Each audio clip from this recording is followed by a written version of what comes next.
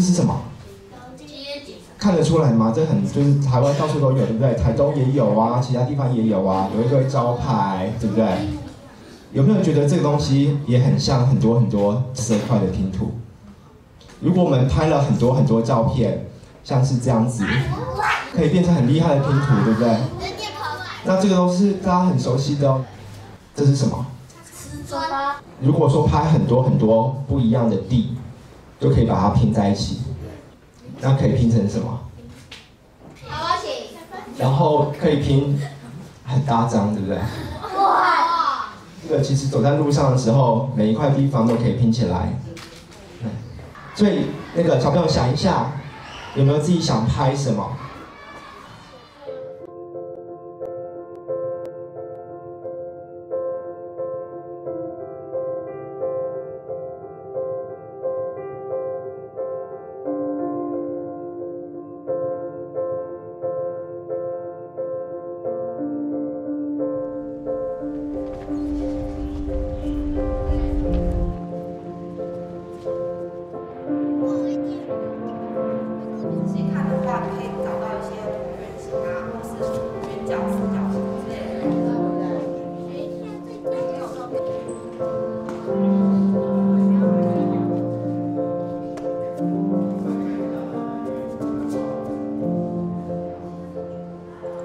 这个课程我们会往根基的地方推到一个更根本的，就是你要先去观察，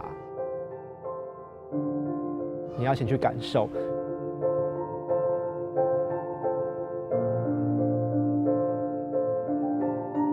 我们一般看到东西，都会去先辨认它是什么物件。那你看到一个房子，就觉得它是一个房子；看到一个衣服，就觉得它是衣服。但是，当你有一个比较抽象的一个观察的滤镜的时候，你不只是看到房子本身内容，就觉得哦，我知道它是房子，我就停在这里了。你会看到，它其实是质感跟颜色还有比例构成的一个结果。这一层的抽象的认识，其实是一个美感认识的基础。所以我们的课才是活动的，是活的课，因为每一个学期不一样的状况，都有新的学生、新的内容、新的外在环境、新的工具，能够填到这个美感的框架里面。他会经历到属于他自己才有的一个创作性的经验。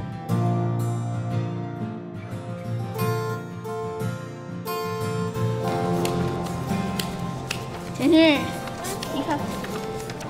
这什么？这个、啊？哦，对，学舞。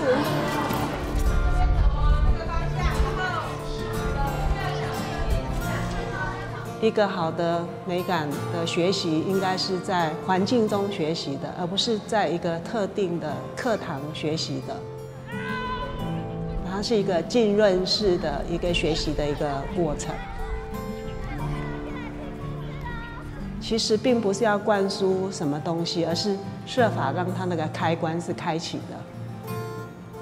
孩子们有时候对美的那种感受力，其实是相对是非常强的。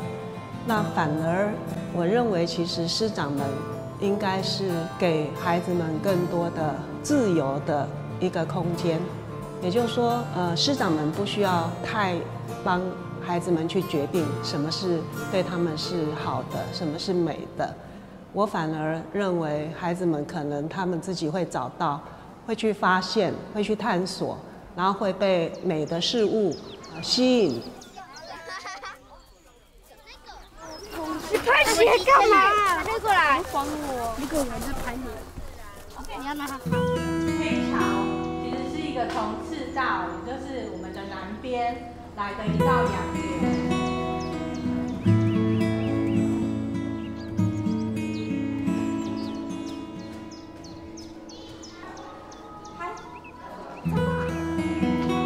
谢谢再次。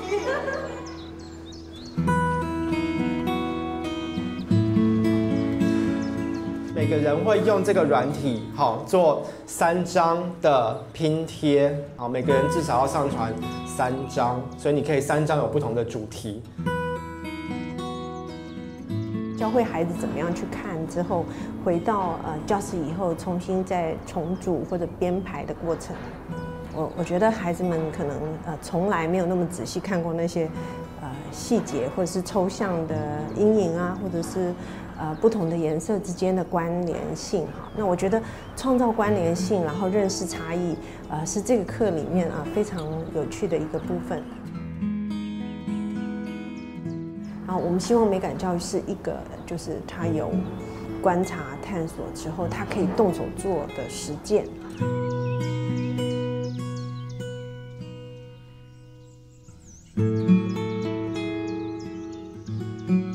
好，说说看。所以这个其实不容易哦，在拍的时候要拍很多不一样的这个曲线，然后在排的时候，这个曲线其实连得很漂亮，看到。然后似乎回来之后还会过来，然后这边有另外一条再连过来，然后这个是另外一个平行的方向，我觉得这样很好我喜欢。那这个变化最重要的目的是在让孩子们看到他原来也许没有注意到的事情，并且用他看到的东西以后去产生更大的想象力，去把这些东西串起来，让他看到世界的东西是美的。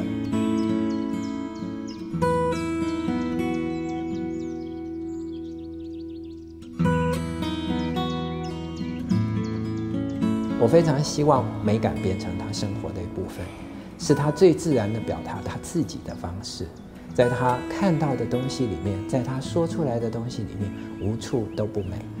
所以我们在进入小学的时候，我们就希望美感教育会成为他的母语，他不需要多思考，然后呢，他能够直接的感觉到美，然后他自然，他生活他做的事情就是美。